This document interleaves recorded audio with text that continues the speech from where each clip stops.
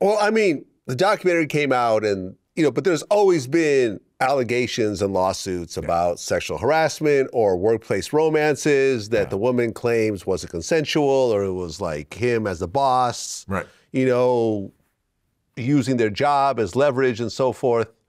But a lot of times these are money grabs. A lot of times these are consensual relationships. And when they don't work out the way the female was hoping it would work out, they get angry, then they sue and so forth. Did you see any of the extramarital affairs? Because he was married this whole time. Not with Vince, but with other people. Oh yeah, constantly, all the time. I was a part of it.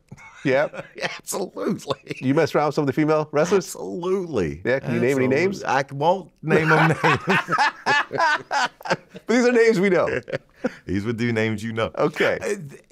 It's when you're on the road for 300 plus days. Oh yeah. You're with these people. I was with these people more than I was my own family. Yeah. And they become almost like, they become the people you lean on. If you have a good day, a bad day, well, guess what? You're with them. And if something great happens in your life, you're going to want to have someone to celebrate it with, and vice versa. If there's something really shitty happens in your life, you're going to want someone to lean on. And when someone else is around, all it takes is a quick call to see how the kids are doing, and then there's no more family at home after that. Yeah. Yeah, things happen. My friend Willie D always likes to say, when if a man and a woman are sitting next to each other, there's a devil in the middle. It's 100%. Yeah. That's 100% accurate. Absolutely. And just so you know, I was approached, I would say maybe 10 years ago, when all the lawsuits, when it became apparent what CTE and the head trauma was doing. I was approached by a company to to be a part of a class action lawsuit against the WWE, and I couldn't bring myself to signing on with it. I knew going into the business what I was signing up for, and good or bad, I did it of my own volition, and and I'm a man enough to accept the consequences. I mean, do you feel you suffered any CTE? CTE, I wouldn't. I get headaches every day. I mean, and I don't know if I would call it CTE or just I'm getting old. Hell, it's just. Well, I'm older than you, and I don't get headaches every day. I get headaches every day. I'll just put that out. I have in that bag I have over there. I have headache pills. Okay. And they're in my car, and they're in my office, and they're in my house. I'm saying I'm 4 years older than you, and really, but I didn't wrestle. But how many grown men have hit you in the head with a chair? None that I remember. Yeah, no, none. Yeah. I don't know. And I do notice sometimes, like, especially if I'm like writing and there'll be a phrase like that, oh, I know I should know it. And for whatever reason, I just can't grab it. Yeah, I mean, I go through that. But then again, that's part of getting old. There you go. But the headache every day, that's a little different. Okay. Yeah. Okay, so 2005, you had just signed an extension with the WWE, and then you get fired. Get fired a couple months later, yep. Did you see it coming? Did not. Blindsided. Totally blindsided. Didn't see it coming to the point to where I had just landed, went to, since we now had a dress code, I had a clothing shop that I went and I just bought $800 worth of new clothes for the road. If I had saw it coming, I wouldn't have bought those clothes. Yeah, blindsided. Probably one of the worst days of my life. Right, and someone who you were cool with actually broke the news to you. Johnny Ace? Johnny Ace, yeah.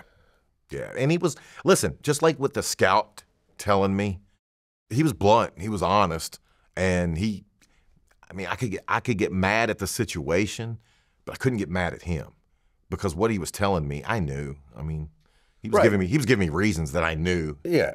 Bottom of my heart. He said that you really weren't training hard enough and weren't taking the sport as seriously as the other guys. Is that true? 100% true. 100%. So the other guys would be in the gym constantly and practicing, and no? Not the gym. Oh, I had no problem getting to the gym. The gym was fun. I could go to the gym and work on my body.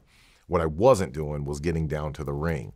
I wasn't working on my craft. I wasn't getting down there. And because when we would get to an arena at 1 o'clock, the show would go, I think they would open the doors, to let the fans in around 6:30. So we had 5 hours to get in the ring and wrestle around and work on new moves, work on whatever.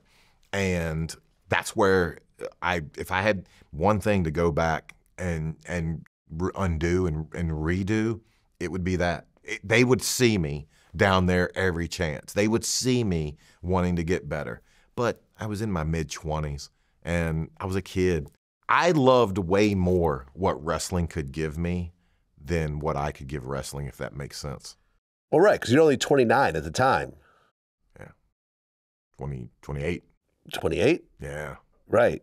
You're still in your 20s. Little baby. And you're told that your professional career is now over. And it's always very weird because I've interviewed tons and tons of, basketball players, football players, baseball players, etc. And it's always this weird thing where you're forced to retire, but you're still in your prime physically. You still have you have more time ahead of you than behind you. Yeah. So now you got to figure out what to do with the rest of your life because it's been very structured up to this point. Yep. You show up here, you fly out here, this match, that match, blah, blah, blah. Now, here you are. What am I going to do on Monday nights? Exactly. That was the toughest. Right. You said you went through a few days of just straight depression. Complete. I didn't leave the house.